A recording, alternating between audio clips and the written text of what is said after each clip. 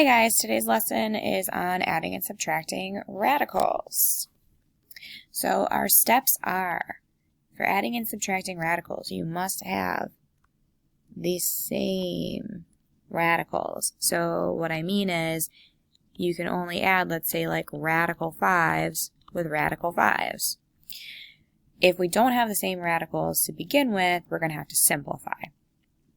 Then we add or subtract the coefficients only. So coming back up here to this little example I wrote, if I have radical 5 plus 2 radical 5, that is 3 radical 5. And that's me just adding the coefficients. So starting with number 1, 7 plus 3 is 10. The radicals were the same, so 10 radical 5. Coefficient in front of the radical is an invisible 1. 4 minus 1 is 3, so 3 radical 3. Now once you come to number 2, sometimes students will just say this is equal to radical 10. You can't do it that way. You can't add under radicals. You can only add the radicals if they have the same radicand. So what I can do though is rewrite this as radical 4 radical 2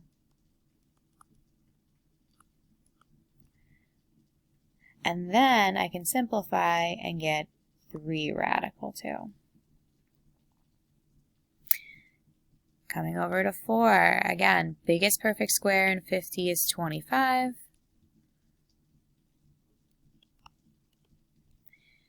Square root of 25 is 5, times 2 is 10. 10 minus 1 is 9, so 9 radical 2. Now we'll start throwing some variables in here. Okay, I can break up the 200 into 100a squared and radical 2.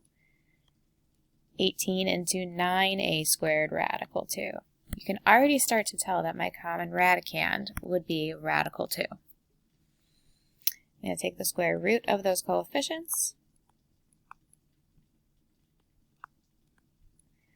And that gives me 7a radical 2. Biggest perfect square in 12 is 4. And then I'm going to have a leftover 3y because I can't take the square roots of those. 27 would break up into 9. And then 3y. Again, you guys are seeing that's my common radicand. Now I'm just going to clean this up a little bit. Square root of 4 is 2. Times 4 is 8. Square root of 9 is 3. Times 7 is 21. This leaves me with 29 square root of 3y.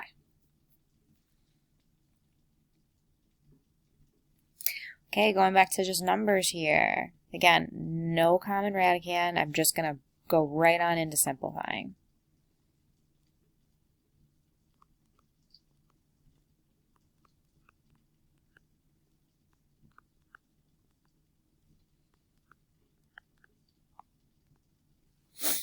Okay, so I was able to rewrite each of those. I'm actually already seeing a little bit of a pattern here. I'm seeing a common radicand with the radical 2's. So when I clean this up, square root of 4 is 2, times 4 is 8. Square root of 4 is 2, times 5 is 10. And square root of 16 is 4. Now I can only combine the ones that have the common radicand. So 8 minus 4 is 4, so this is 4 radical 2 plus 10 radical 6, and that's as simplified as it's going to get, guys. You cannot add those any further because they don't have the same radical. Alright, last one on this page. I'm going to start breaking each of these up. Okay, so remember with the variables, you're going to take the biggest even number and he goes in the first radical. And then you have your leftover s. 25s squared, leftover s. And there's your leftover s.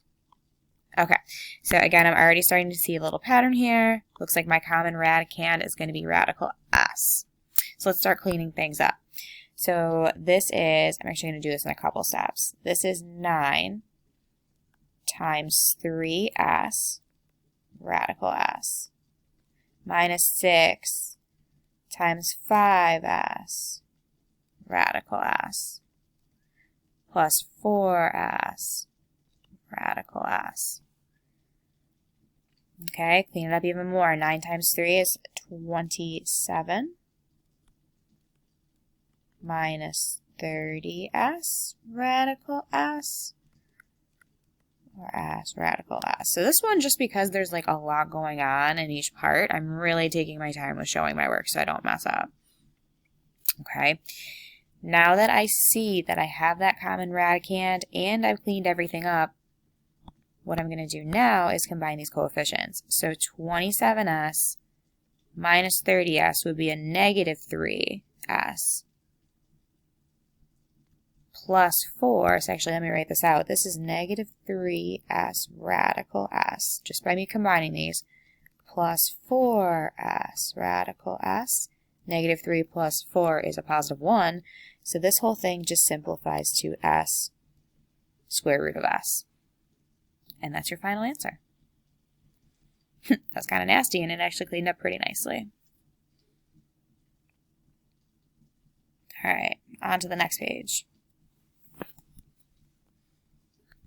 Do a few more here.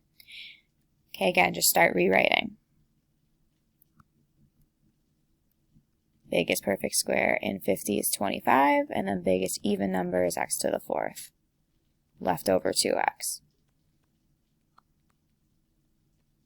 Biggest perfect square in 98 would be 49. Left over 2x. And if you're ever stuck figuring out the factors, you can use this as a hint. Because I know I'm probably going to have a common radicand of 2x, 98 divided by 2 is 49.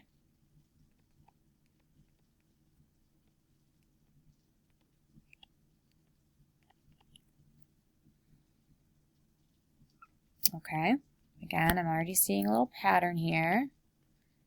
Those look like my common radicands. Let's start cleaning things up. Okay, so this is going to be 2 times 5x squared radical 2x minus 3x times 7x radical 2x plus 7x times 6 radical 2x. Okay, gonna keep going. Keep changing my pen color too. 10x squared radical 2x minus 21x squared radical 2x plus 6 times 7 is 42. 42x radical 2x.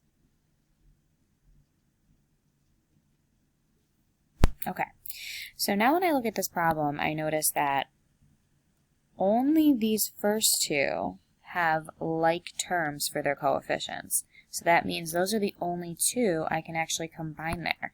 So I can write this as negative 11x squared radical 2x, then plus 42x radical 2x. And again, I'm not combining these coefficients because they're not like terms. And that can be my final answer. And that's as combined as I can write it. All right, let's just do one more, just because there is a lot of practice here. We can always do more later.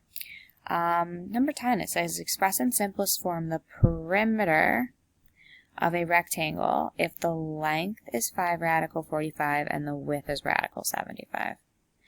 So guys, keep in mind that perimeter, just like when we talked about in geometry last year, if you have a rectangle, your opposite sides are congruent, and perimeter would be the sum of all those sides. Okay, so if our length is 5 radical 45 and our width is radical 75, that means our perimeter would be 2 of these radical 75s. So radical 75 and radical 75 is 2 radical 75.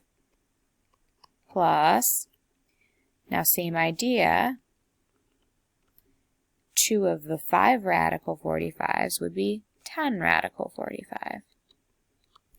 Okay, now we're going to try and clean that up from there.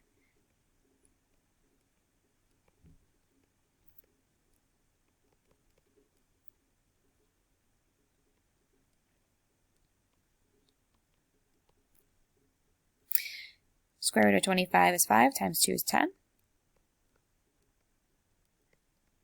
Square root of 9 is 3 times 10 is 30.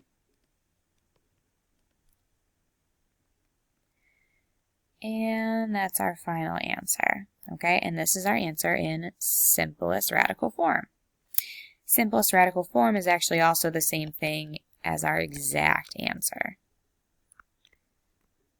So something that you guys may see come up. If I say give the exact answer or simplest radical form, that's referring to this, not some sort of decimal from your calculator. Okay, so just to recap, anytime you add or subtract radicals, make sure they have the same radicands. And if they don't to begin with, start to reduce. You might start to find something that combines.